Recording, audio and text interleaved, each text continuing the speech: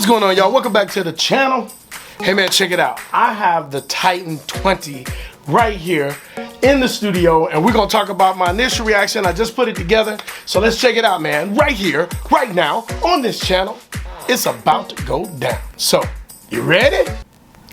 Here we go. All right, so before we get started, I want to apologize in advance. I have my drum stool sitting here, and many of you may hear it squeaking. Of course, now I'm trying to make it squeak, it won't squeak. There it goes. So I want to warn you guys that you might hear that every now and again in the video. So I have in front of me right here the Titan 20. This is, now according to Simmons, this is not the replacement for the SD350. I guess this would be the replacement for the 250. But I think it's the replacement for both the 250 and the 350, in my opinion. Just my opinion. But I think it's, I want to talk to you about it, tell you the things that I like and that I don't like. Let me start off with what I don't like. And the first thing, if you guys have been watching my videos, if you've seen my videos, you already know there's one piece that I just despise, and that is this right here. I hate these foot pedals that have this downward firing kick like that. And the reason that I don't like them is this. I mean, to me, it's a legit reason. Let me explain why I don't like it, but let me explain why it's necessary. Okay, so there is a good, legit reason for it. So I don't like it because there's no weight on it. If you're gonna really want to feel that punch, you're not gonna really feel that on this at all. So if you're starting out as a beginner, this is probably the best pedal to get. So there's a good reason for it. I just, as a drummer that's been playing for a long time, I just do not like it. But why would Simmons do this? This is going to cut down on the cost. You're not bringing in extra pieces. It's going to cut down on the cost of the drum. So if you're looking for an inexpensive drum, you're looking for a way to get started, you got a kid that you're teaching or somebody just trying to learn, this is going to be great. It's going to build that muscle up. You're going to learn. But it's, again, that's who I think it's for. The intermediate or somebody even higher, you know, a professional buy this? Absolutely. I wouldn't, you know, they could do it. It would be a great practice set. This is not the gig set for those type of people.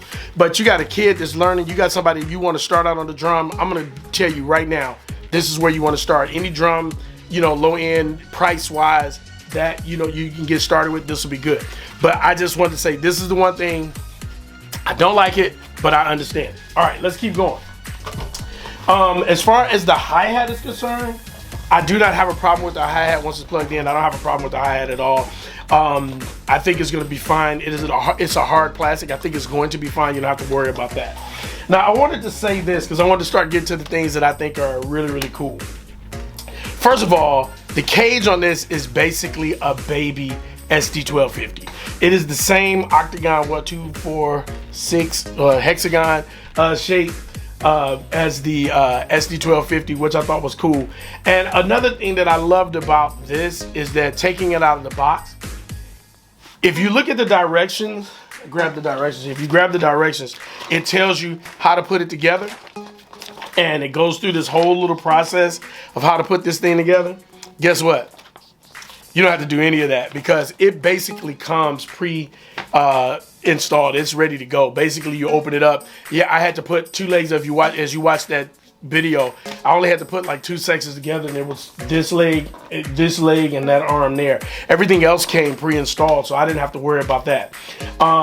So I think that's a cool thing. If you're buying a drum set and you're setting it up, as a matter of fact, last Christmas I set up a drum set. I was called a fan, someone who saw me online, who happened to live nearby, got in contact with me. They couldn't put their son's drum set together. I went to the house for Christmas morning and put the drum set together. This is going to be a lot easier, and hopefully I won't get any phone calls or emails to come put drum sets together. I'm not doing, stop, no, you're not, no, this is easy. All right, so let's keep going. Some of the things that I like. I did like the fact that they changed the tom setup a little bit. At first I didn't think I was going to like it. I did like the way it connects together and the way it went together, but the one thing that I liked the most was that they took one of the toms from the from the Titan 50 and brought it over to this drum, and they used that as the snare. And that made it a lot easier to put together. The way this goes, can you see that? The way that goes together? I usually like mess up the whole picture trying to show you guys this. But the way it slides in, the way that rod slides in and goes into the drum, I found that to be pretty neat. So I was a little excited to see that. I thought they were going to carry it all the way through, but they didn't. So, but it was still exciting to see that they did utilize that design feature.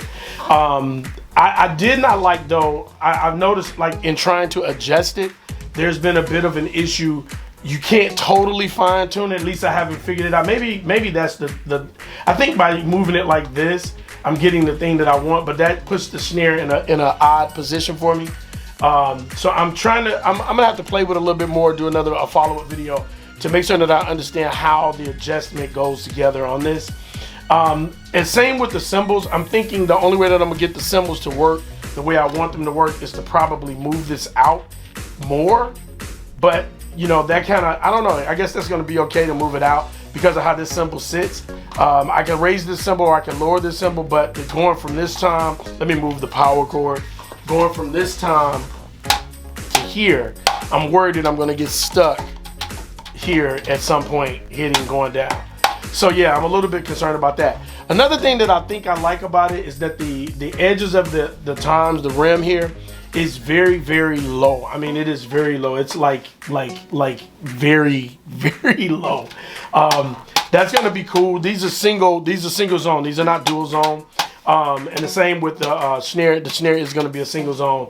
That's gonna again be a carryover from the Titan 50. I'm so used to saying FD350s and 600s and 1250s, so I keep making that mistake, so forgive me in advance.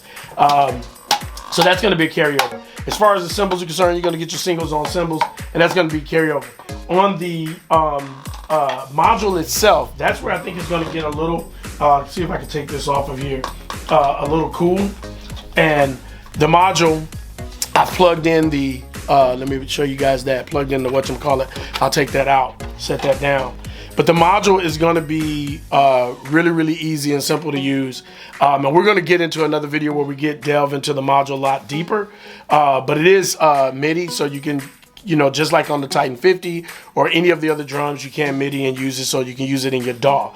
I don't know if you're going to be doing that because it depends on who you're buying this for. But if you're recording the kid or the kid is making music or you're making music, you can utilize this. Let's say you're traveling with it, you keep this as your studio on the road. This would be perfect for that because it's not too heavy. The cage is not heavy at all, but you know, I don't know how you're going to tote it all, but hey, you can break it all the way down. You can break it down to its bare minimum and put it in a bag. So you do have left and right out, your power and your auxiliary, which is really, really cool because you can take a phone or anything like that and plug directly into it and play music through it. So that way, of course, you also have USB MIDI, USB MIDI and Bluetooth MIDI, and it is Bluetooth compatible. Now, what that means is you cannot send the sound out Bluetooth to a speaker or something like that, but what you can do is Bluetooth into a sound into it from, like, say, your phone, Bluetooth into it, play it through, listen to your headphones, and then maybe run cables out to a set of speakers and get sound out in that way. So you can do that. You can do that on a lot of their products, so really, really good on that. So I think, you know, if I had to give this thing just a quick, what do you think about it fresh out the box? I think it's a good solid set. I do like that they carried over the 1250 design because I do like the 1250 design, although I must say I'm starting to get a little more partial to the Titan 50 design, you know. But I think on this, it probably would have been too lightweight, too thin, and not sturdy enough. I think that the hexagon effect is going to be a lot more sturdy. Again, I think it's built well. I think it's something that, like, if I'm buying it for a kid getting started. I'm buying it for myself if I'm just not learning to play and I don't want to spend thousands of dollars on a brand new set. This is going to be a good entry level to get me started, get me going. So listen, hopefully you guys are digging this. Like I said, I'm gonna do some follow-up videos. If you want, please subscribe so you can catch those. Make sure you hit right here to the subscribe. Make sure you also click that bell so that you can get the notifications when the new videos come up, because we got a lot more videos coming up with the Titan 20. And also, you can check out a video right here, probably in my face or something. I don't know where it is, but you can check out a video right there. And yeah, man, I'll catch y'all in the next one. Peace.